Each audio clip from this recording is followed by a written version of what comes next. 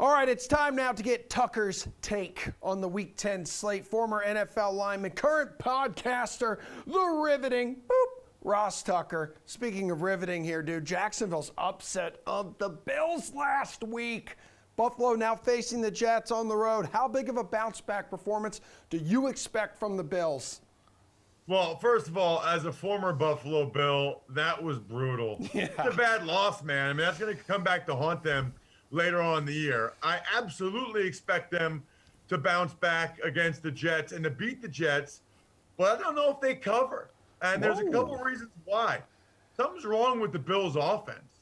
They struggled against the Miami Dolphins a couple weeks ago, made a couple plays in the second half, and then they couldn't do anything against the Jaguars last week. Meanwhile, the Jets will start Mike White.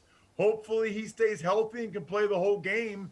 And if he does, I think the Jets cover. Give me the Jets and the points. All right, yeah, they're just 2-6 ATS this season. How about another surprising result in Week 9 here, Ross? The Titans crushing the Rams on Sunday Night Football. Now, you said Tennessee would rally around the loss of Derrick Henry and cover. They did that and then some. Now they're hovering around a field goal favorite at home against New Orleans. So who covers here?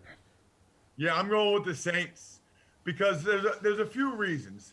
Number one, I think now the Saints know what the plan is for the Titans without Derrick Henry. And by the way, the Titans had less than 200 yards of offense in that game against the Rams. The defense won that game for the Titans. I don't think Danico Autry and Jeffrey Simmons are going to be able to mess with the Saints offensive line like they did against the Rams. And I don't think Trevor Siemian is going to spot the Titans 2 touchdowns like Matthew Stafford did. In fact, I thought Trevor Siemian played pretty decently last week, especially in the fourth quarter against the Falcons. I love the Saints and the points in this game. Yeah, they've been kind of a hard team to figure out, but they are 4-1 ATS in their last 5 games following a straight-out loss here, dude. Okay, so we got a little clash here of returning quarterbacks with Seattle and Green Bay. Russell Wilson from the finger surgery. We got Aaron Rodgers from his COVID controversy.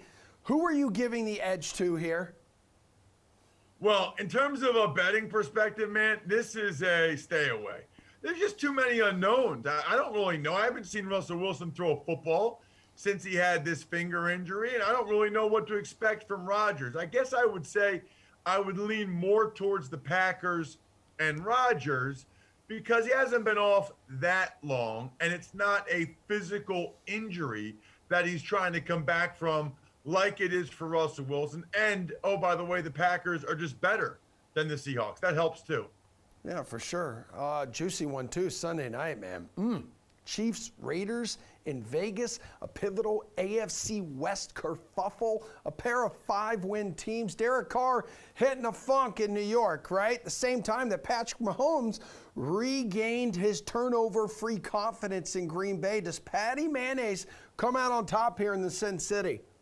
No, he doesn't. I like the Raiders and the points quite a bit. Listen, the Chiefs are still broken.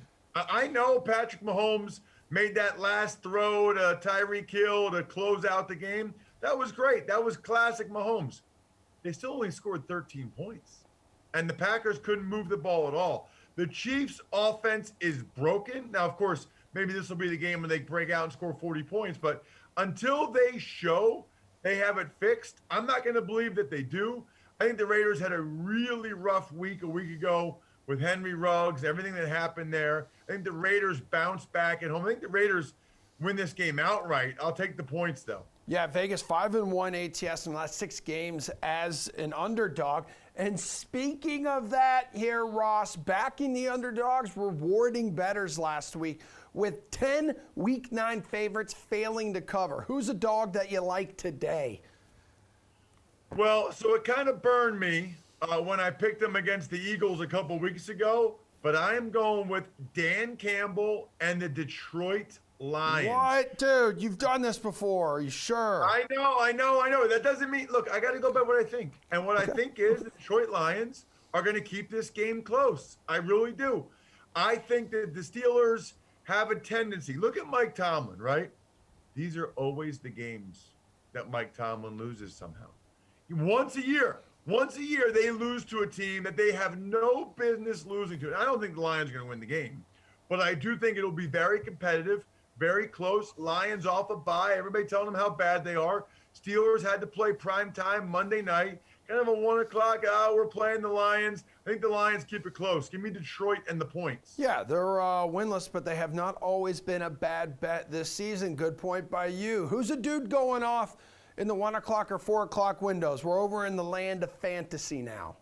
Yeah, so I don't know if I would say go off, okay? All right. But I do think that you should strongly consider putting Jordan Howard from the Eagles in your lineup at running back.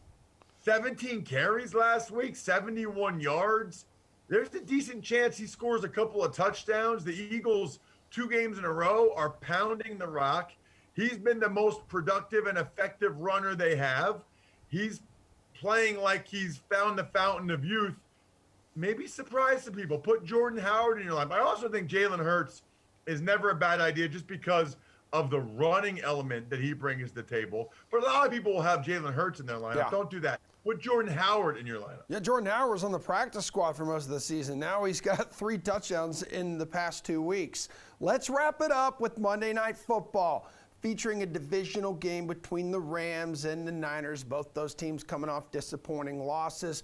What's your gut telling you here? I think Rams.